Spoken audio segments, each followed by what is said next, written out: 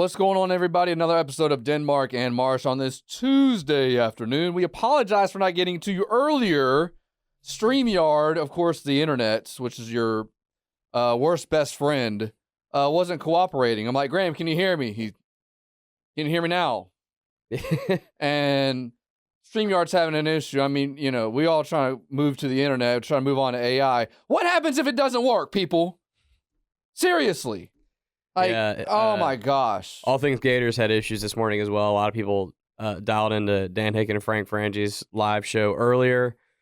We went live as well, and no sound at all. But I looked it up, and people around the country are having issues with StreamYard. So we apologize for that, but All Things Gators is up now on a recorded version, and you and I are going to be up on a recorded version as well.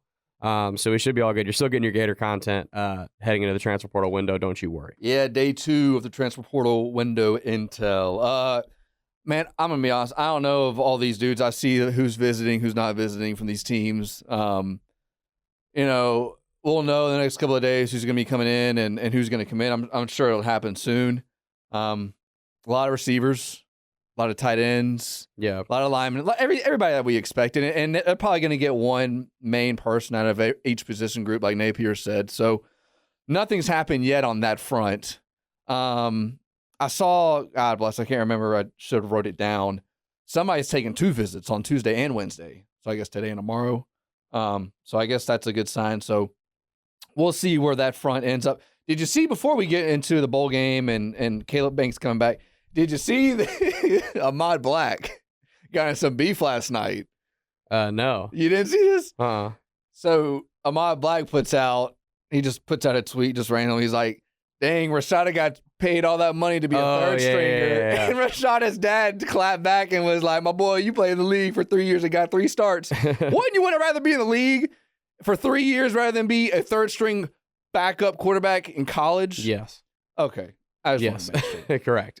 I just thought that was funny. Just gave me a little chuckle. Especially after you have been arguably the biggest diva in the NIL transfer portal era in Jaden Yes. Rashada and his dad. And I mean, like, after, what is it, 3 years you get a pension in the NFL? You've played in the damn NFL.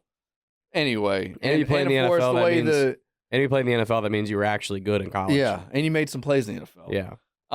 But getting into the transfer portal stuff real quick, because I know we definitely want to get into Caleb Banks too. To me, I want that to be the highlight of the show if we can make it.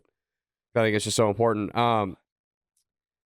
The main target I'm looking at right now, Dylan, tell me your thoughts. Defensive lineman Keyshawn Silver out of Kentucky. He was a 5-star last year in the 2023 class. This is the main thing I want from the lines of scrimmage. And I've seen a couple of guys that have shown interest in Florida. I want guys that have had 20 to 30 starts that are, you know, obviously you fit your prototype, you're 6'6", 320 plus, whatever. But that's not Silver. Lots of starts. That's what I would rather have. And then if they're a backup and they haven't played, I want to know why they haven't played and what's their upside. Because if they obviously have a big upside, that's where coaches think that they can fix anybody. I normally, generally speaking, on the portal, I do agree with you that I want experience. I want some age. I want dudes in there that are 21, 22 instead of 19. Keyshawn Silver's not that. He's only played for a year, but I would definitely take him just because of the talent I think he offers and the size. He's well over 300 pounds. With Cam Jackson and Desmond Watson leaving the building, you're gonna need some beef in that interior. And you got some young guys that are gonna come up and play, obviously. But I think, you know, the number one thing I am eyeing in the portal is position wise is that interior defensive line.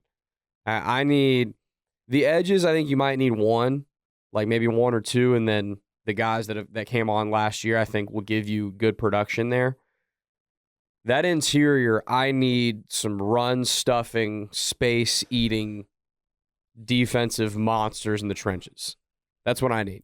So because they started to have that at the end of last year, and that was a big reason for their success on defense. Yeah, everybody on the defensive front played better. Banks played a hell of a lot better. Sapp started playing better. We don't know what he's going to do, if he's going to stay, leave. Caleb Banks was the big one. He's projected probably to go second, third round if I had to guess. Man, when they started turning things around, teams couldn't run the ball on him. No. At all. No, and he was, how many times was he getting in the face of Jackson Dart in that Ole Miss game? When he didn't get the play in the box score, but he was making the play happen. Caleb Banks was screwing everything up offensively for every team they played down the stretch. I know he got hurt early in the Florida State game, but before that, he was just wreaking havoc. I mean, it was impossible for offenses to get their plays off cleanly with Caleb Banks just screwing everything up for them. There's one thing that everybody thinks when you build a defense, you want to get like your star D end. If I were starting a defense, I would go inside out. I'd go with the interior, because that interior guy, when you're an offense and he can disrupt everything and demands double teams, just makes it so much harder to set a game plan up for anything you do. Yeah. Unless you're going to run outside, which, I mean, eventually, obviously, you're going to have to run up the middle at some point in the game when you go goal line or when you get into your short yardage. Like, having a really good interior defensive line just makes life horrible for the offense. You're more likely to have average players on the defensive end look like really good players if you have a stout interior. You're more likely for that scenario than vice versa. Right? Like, even really good edges are not going to make average defensive tackles look elite. Right? No. Even if they're getting theirs and they're getting sacks on obvious third down situations and whatnot, if the interior defensive line is weak and you can run the ball right at the teeth of your defense and stay ahead of the chains, never get in super obvious passing down situations for the most part, as an offense, you can neutralize elite edge rushers. The opposite is not true. The opposite, if you've got 2 or 3 guys that can rotate in that interior defensive tackle and they are pushing people backwards off the ball and they're stuffing the run on first and second down, and then on third down, they're able to beat guards and still get in the backfield so that quarterbacks can't step up in the pocket and find running lanes or buy themselves a couple more times and throw the ball. Then all of a sudden, even if your edge guys aren't the best edge guys in the world, which I think Florida's edge guys are good, those guys will really start to eat if that's the case. Like, you can't tell me a big reason Tyreek Sapp, who's a really good player, didn't really start to come on really strong because Caleb Banks was just killing people inside. That changed it changed 100%. Everything defensively. I mean, and then your DBs can have more success because you don't have to send a bunch of extra guys to try to get to the quarterback. You can play a little bit softer, sit a little bit further back, and it changed everything for them when that interior defensive line started to really cook. I mean, think about college football right now. Like, and the game is one inside out. Think about all the guys, like the playoff right now. You have the 12 teams. How many quarterbacks are you like, barring any situation, they can lead the team down the field and win a shootout? Yeah. There's not many. Yeah. And they all run the ball. Boise runs the ball. Arizona State, Georgia. You saw what ETN's finally been able to do now that he's healthy, and when they did to Texas. Texas is mostly pass first. Yeah, and Quinn Ewers isn't that good. We'll see if Sark wants to switch it up with Arch Manning in the future. Notre Dame, Penn State, Tennessee, Clemson, all those teams like to run the football. So if you have that next Ohio year, State ran it to a fault against Michigan. Yeah, well, that was dumb play calling. Yeah, well, that's a whole different conversation. I think Ryan Day wanted to show that his team was more physical than Michigan, and he was being stubborn and didn't want to throw the ball when you have matchups on the outside. But point being, like, you're going to have that next year. And now that we see what this playoff is, and obviously it's going to be different next year, probably a little bit, but Florida has got to be 10-2 to fit in this window of being right there on the bubble, being 7, 8, 9, 10, 11, and it's going to have to be up front. And it's going to, I think that's how it's going to look. Florida's going to play Tulane in the bowl game. Very boring from what we thought that we were going to get Georgia Tech or what were the other teams that were speculated to be out? South Florida. Michigan. Tulane's quarterbacks hit the portal. I think they had another quarterback hit the portal. Yeah. And Florida's had the biggest point spread of all the bowl games. Like, they're a 14-point favorite, and all the other bowl games are like 7, 8, 9. And everyone's playing. Yeah. for the Gators. Elijah Badger announced he's playing. Caleb Banks he's coming back entirely. So I guess Caleb Banks is hurt, so I don't think he's going to play. But Cam Jackson. Yeah, sorry, I was getting mixed up with Cam Jackson's going to play. Man, am I making too much of the culture and everything with the fact that they're playing? The guys are playing in the ball game.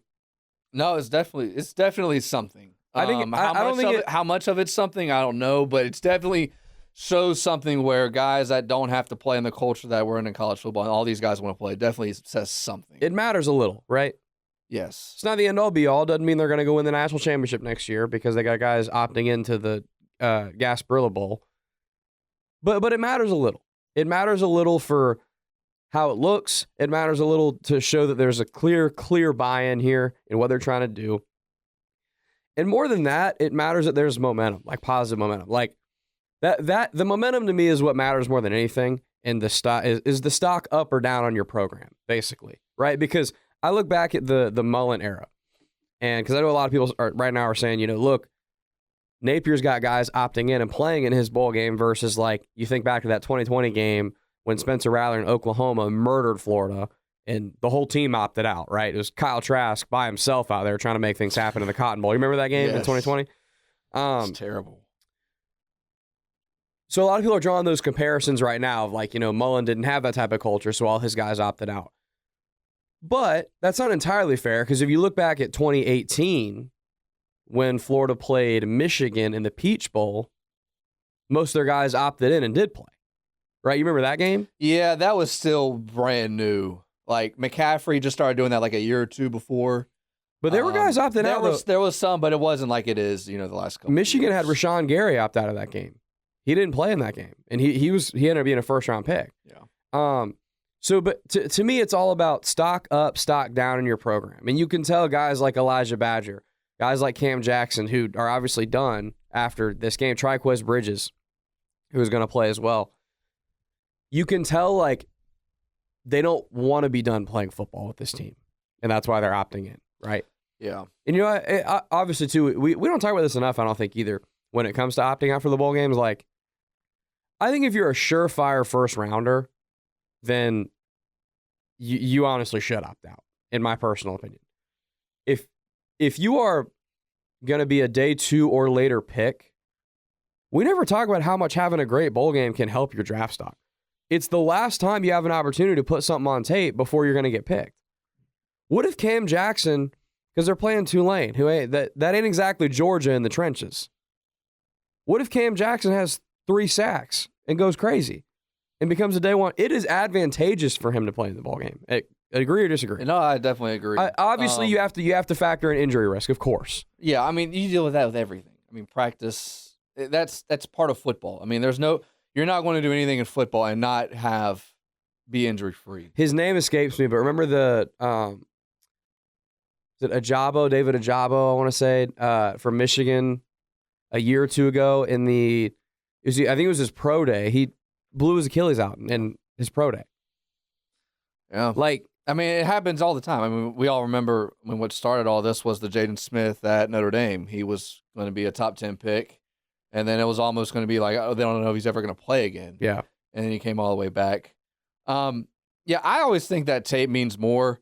So much people, like, we in the media, we put so much stock into pro day and the combine because the dude runs fast in his underwear. I think tape, that means very little. I mean, if you have so much tape to where you have 30-plus games, 30 to 40 games on tape, that's who you are. Guys like Anthony Richardson, where you have a little bit of tape and then you see what he does in the pro day, that means more. But yeah, that's... To me, stuff like combine and pro day only matters. To me, it matters as a tiebreaker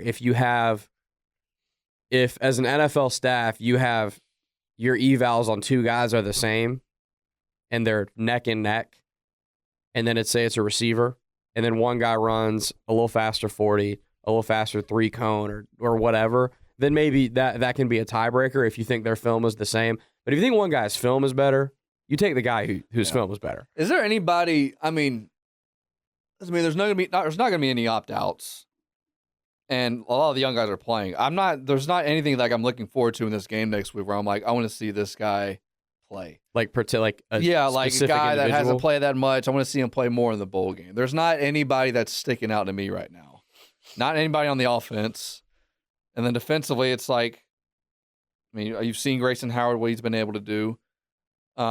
We've seen all like, the DBs. Are you meaning in terms of like implications for next year? Yeah. Okay. So to me, the main thing I'm looking for in the bowl game, and then more so as we get into spring ball next year and the orange and blue game and all that, is I just want DJ Lagway, as he plays more and more and gets more and more experience under his belt. We've talked about this before. His biggest, like the next step he needs to make, in my opinion, that will really elevate him to being an elite caliber quarterback in college that's putting up Heisman type of numbers, is he needs to just generate a little bit better of a feel for when he should take that deep ball shot, because he's so gifted at throwing the ball deep, versus when to just take the profit, when to take 5 yards in front of him, 10 yards in front of him, take the check down, whatever. Take a scramble when he gets 2 legs back and get 5 yards, whatever it is. And he's still, his hamstring is obviously still not going to be 100% when they play the bowl game. The bowl game's December. The bowl game is in 10 days, right? And he still was struggling pretty hard to run against Florida State. You could tell it was hindering him. But use that time to continue to get better at seeing the check down right in front of me. Hit Jaden Ball and let him get 6 yards on first down if you throw the ball. Or hit Chim DK for 4 yards or whatever. You get what I'm saying?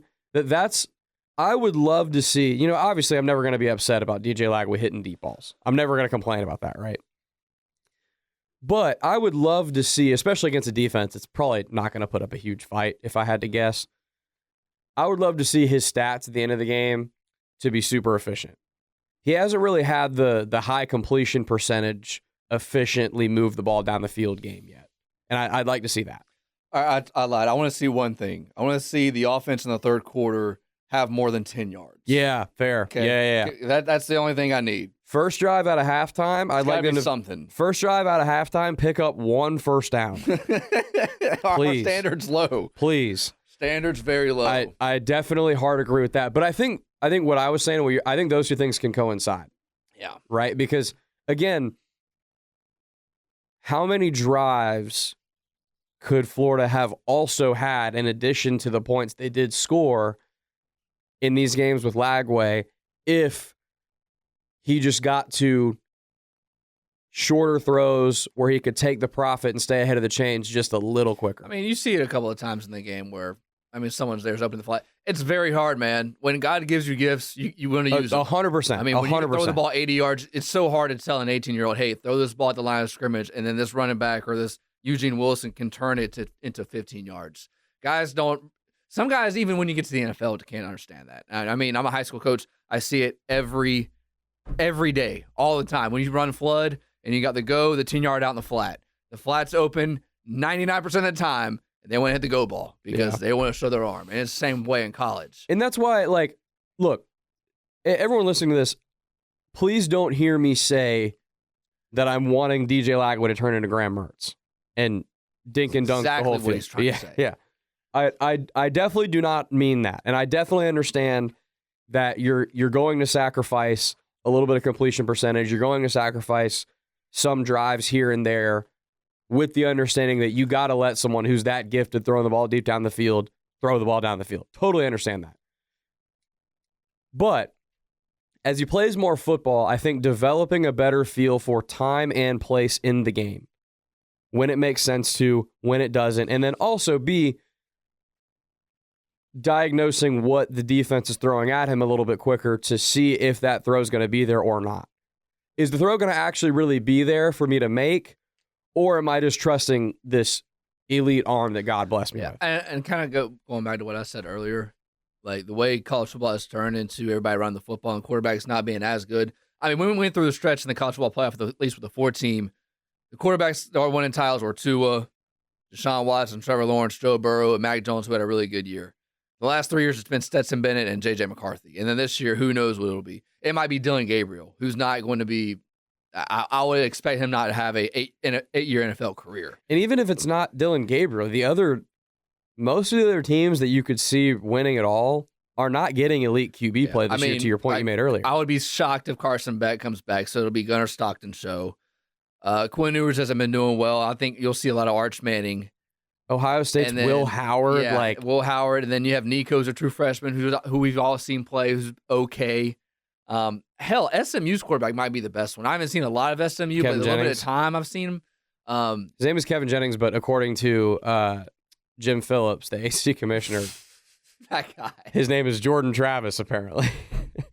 For anybody who saw the interview, you'll understand the joke. Funny.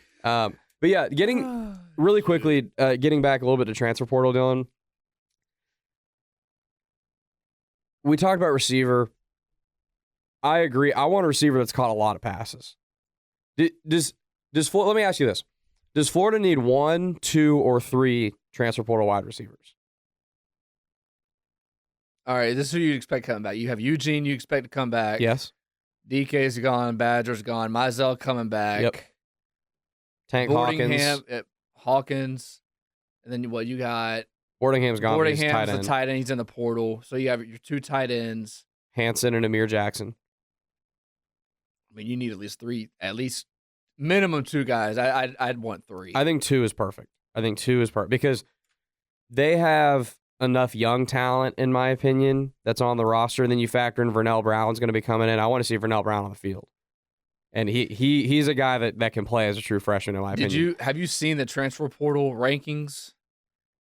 Yes, I've looked briefly, but it's like it updates like every day right now, though, because there's so many. I saw yesterday, the day before, like 4 or 5 of the guys on top 10 are all receivers. Yeah. So there's plenty of them out there. Yes. But the question is, what, as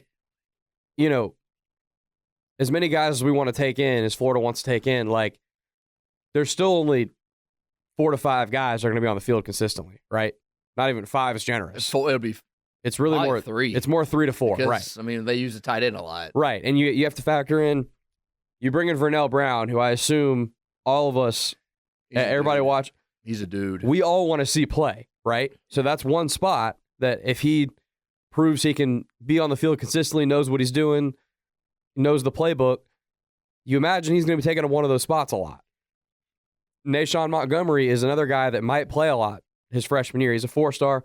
Maybe he needs a year, or maybe he can play right away. We'll have to kind of see as spring ball opens up. You have to imagine Aiden Mizell takes a huge step this year. You would expect. You have to imagine arguably nobody on the football team will take a bigger step in how much they contribute from sophomore year to junior year than Aiden Mizell, right? He's going to be... Yeah, I mean, there's nobody else that's coming to mind. I'd have to guess he's going to be like an on-the-field, almost every down type of player next year. And then Eugene Wilson is back as well. Getting Eugene Wilson, if before I knew for a fact Eugene Wilson was coming back to Florida, I probably would have told you I think Florida needs 3 portal receivers. With him coming back, I think 2 is the number. Yeah, I'll say 3. Because just to add that depth, man. I mean, we've seen what injuries are. You know what the schedule you have next year. You're gonna have guys get banged up, and when you get the middle of October, I mean, you saw how important this depth was on the team. Yeah, 100%. And you want to see what Tank Hawkins can bring you. You want to see what the 2 true freshmen can bring you. Eugene Wilson is going to be on the field a lot. Aiden Mizell is going to be on the field a lot. So you have that nucleus of guys. You get 2 portal guys that everybody feels good about. At least one of them needs to be an experienced vet that's caught a ton of passes in college and will be really reliable. And on 3rd and 3, Lagway knows he's going to be in the right spot to go get him 5 or 6 and keep the chains moving. Then all of a sudden, you have a receiver room you can feel really, really good about. who do you think wins the title? Who do you think wins the college football playoff? Oh, I lean Georgia. I just don't know about the quarterback, man. Oregon's got a tough. I think what happens, I think Oregon plays Ohio State, and I think Ohio State beats Oregon in an upset. We're all looking at this thinking like everybody has a bye this week. And then the teams that have already decided bye we'll have 2 weeks off. That's a lot of time, man. Like all those offenses, I think you're gonna have a lot of rusty offenses, especially coming off 2 weeks off a bye. And I don't think a lot of people are gonna nobody's thinking about that right now. I think Boise State's gonna win it all. All right, there's our hot take. Show's over. No. Boise State's gonna get eliminated their first game. Yeah, as well Arizona State. I think give me Ohio State to win it all. I can see that. And I feel for Ohio State fans because if they do win it, it's almost like they can't win now because they lost to Michigan. Because if they win a title, they'll obviously be happy they won a title, but every Michigan fan's going to say, well, we still beat you. Yeah, well, they'll say, what was Michigan 13, national champs 10? Florida used to have T-shirts like that, I think, when they played Miami way back when, in the late 80s. My dad used to have a T-shirt like that. Yeah. But, like, if not Ohio State, what worries me about Ohio State is that play calling and that quarterback. It's their identity, man. I mean, Ryan Day, like, to go back to that Michigan game, you have Ferraris on the outside, and he wanted to ram his Honda Civic. I was about to say his Ford F-350 with Ram, but he wanted to put a Ferrari and shove it behind he ran an offensive line. It's not that good. Yeah. I mean, I think a lot of that has to do with you hear the outside noise. And the last 20 years, the team that ran the ball better has won. And I mean, go back to when they beat Notre Dame barely, and Lou Holtz said something on game day about them being soft. Yeah, and Ryan Day, like after the game, was the first thing he says, like, dude, you're letting an old 80-year-old dude. I mean, like, I know Lou Holtz, I know the respect that he has, and I know how great he was for college football, but like, you're letting an 80-year-old dude that says something about your team like affect you that much. Like, that was the very first thing he said after the game. So I feel like that had a lot to do with it, man. Instead of saying, all right, this is who we are, and we're going to take the mismatches. Because, I mean, they ran the ball for like 40 yards, and Michigan threw the ball for 80. They didn't even have a quarterback that throw the ball downfield. Michigan's best player was Mason Graham. Yeah. At defensive tackle, and they ran it right at him. Every time. So. And Michigan's best corner was out, and they had Jeremiah Smith and Emeka Egbuka on the outside, and Carnell Tate in the slot. Yeah, I think there's only 3 teams that can win the title. Oregon, Georgia, Texas. And Ohio State. I'll say 4. So 4? Yeah, those are the 4. And then, it's all about, the road that you get. And college football is going to change this. You're not a Scata believer for Arizona State? He's decent, but I mean, we'll see. So they'll play Penn State. So they'll play a team that's like them, but a little better. I was surprised by Penn State, how well they played against Oregon. Real quickly, since we're talking about this, because we kind of checked the transfer portal bowl game talk off the list, I think, for the pod. Did the college football playoff get it right with who they put in? They had to put SMU in. Agree. You can't not have a conference loser in their title game not make it with the situation that they had. I agree. I think what's going to happen this next year will be the last year of the 12 team, and they'll go to 14, I think, and they'll change it to 16. I think they're going to 16. I think they're going to go 14. I heard Joel Klatt say 14. They'll make it like the NFL. 2 teams get a bye. They got to reseed in these rounds. Well, they got to do that, and they can't have the conference champs get top 4 and they have a bye. That's just it's just stupid. It was like the whole time I'm thinking, like, I kind of figured that SMU would get in over Bama. The main story was who's 5, 6, 7, because 5, 6, 7 is okay. Well, Boise's probably going to be 4, so the 5 seed is going to have an easy route. Well, now Boise's 3, so now the 6 seed, which is Penn State, is going to have an easy route to get to the final. They've got to reseed because right now the way it looks is one side of this bracket is murderer's row and the other side is a cakewalk until the semifinals. Yeah, I mean, that's crazy. And we're looking at this like we think. I mean, I'm going to watch because I like college football more than any other sport.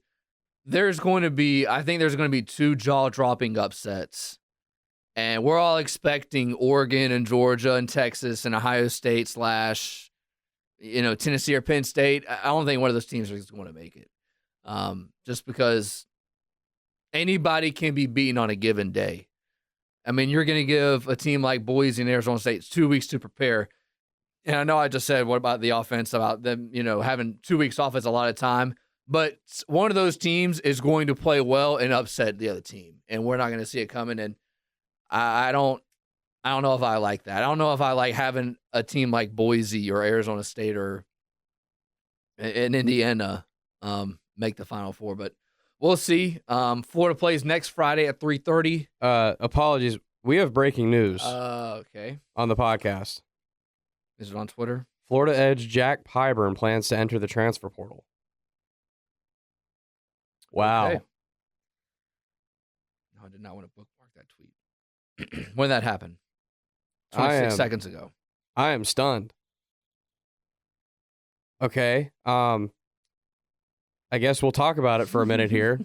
I know we were getting close, but all right. Well, wow. So you hit the portal. That shocks me. I mean, that dude was like heart and soul of the Gators type of guy. Just because you hit the portal doesn't mean you're going somewhere else, though. Yeah, but I mean, he didn't strike me as a guy that would even sniff the portal. Played in 29 games, had 21 solo tackles, 80 total. He'll have 1 year of eligibility. Yeah, Edgar Thompson said this is out of left field. It was definitely, I don't know. You never know, man. You never know why a guy hits a portal. Might be money. And that Florida might be spending all this money on somewhere else, and he might be a better dude somewhere. I have no idea. That doesn't add up. I don't think that adds up with him, man. This has got to be a playing time thing. It's got to be that maybe the way that the front seven is shaken out roster-wise, he expected to have a bigger role, or I mean, because if Sapp's able to come back, you would think he'd be on the other side. And another thing, too. Well, Gums. Well, yeah, you have him that Those are your played two well. starters. Maybe the coaching staff sat down with him and was like, hey, man, this is the plan we have for you next year. Like, because, I mean, that's what college football's become, man. I mean, there's a lot of it's been, you sit down with you have your exit meetings, you go, okay, we're going to pay you X amount of dollars. We're going to have you play this position. This is the plan we have. And maybe he didn't like it. I don't know. Yeah. This has to probably mean they're bringing somebody. Yeah, and they might have said that to him too. Like, we're gonna get two guys. You'll probably be a backup. You'll be a rotation guy. You won't be a starter. That's how I think they should do it. I would much rather have coaches be up front than have. Yeah, me too. You be surprised, and then you're enrolled into your spring semester, and then you're stuck, and then you have to wait for the portal window to open up. Whenever it is in April. That's surprising. Yeah, I mean, Florida up to this point. I mean, think about this. If I had told you 3 weeks ago that the biggest shock for Florida, for all the guys to hit the portal was Jack Pyburn, I would take that. I would too. It's not like, the season's over type of thing. You just didn't expect it. Yeah, and seeing this tweet here, and I don't disagree. Like, the path for him to play a lot is probably gets more murky next year. Because LJ McCray, you have to imagine, is going to start getting a lion's share of the snaps. I have to imagine this means Sapp is back. An announcement that Sapp is coming back has to be looming. Gums, Cameron James, TJ Searcy. Plus, if you get a guy or two in the portal. Wow, I just wasn't expecting to get that. There you go. So Jack Pyburn hits the portal. Banks coming back. Caleb Banks coming back. Florida plays Tulane. And I mean, you guys know that are listening, man. Like, probably by the time you're listening to this, there might be something else that's happened. It is this time of year, man, when the portal window opens up and everybody's going and leaving and going somewhere else. That's another thing too, man. Like, if he really wanted to hit the portal window, he would have done it right at the Florida State game. So he's something with information has changed within the last week and a 100%. So the last day and a half, dude. That's how could have been this morning. I don't think Jack Pyburn. I mean, I'm not inside his head, and I don't know him personally, so I don't want to speak out of turn here. But this doesn't feel like the type of guy that would leave Florida for money. No, money doesn't seem like. Not trying to be stereotypical. He came from bowls. Well, it's not even. Yeah, I mean, I'm just throwing it out there. Bowles is, I have to imagine this is a playing time related issue. I have to guess because it. Yeah, you're right. I guess he's gonna have one more year. That's what I saw somebody say on. Yeah, I guess Twitter you're right because sphere. 2022 was his freshman season. It's weird now, man. We're like, I got so used to the COVID era where I felt like everybody had all this extra time. We're finally past that now. You know what I mean? Like these guys I know for real, but these guys are starting to have normal time of eligibility again.